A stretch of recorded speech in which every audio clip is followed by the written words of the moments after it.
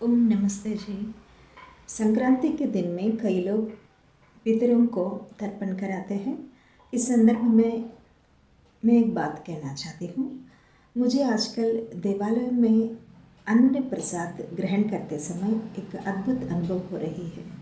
वो ये है कि मेरे परिवार में जो भी बूढ़े लोग गुजर के चले गए, दादा दादी, नाना नानी इत्यादि, या बाहर भी दोस्तों के बूढ़े लोग जिनका मेरा निकट संबंध है, वो आके मेरे शरीर के माध्यम से अन्न ग्रहण कर रहे हैं।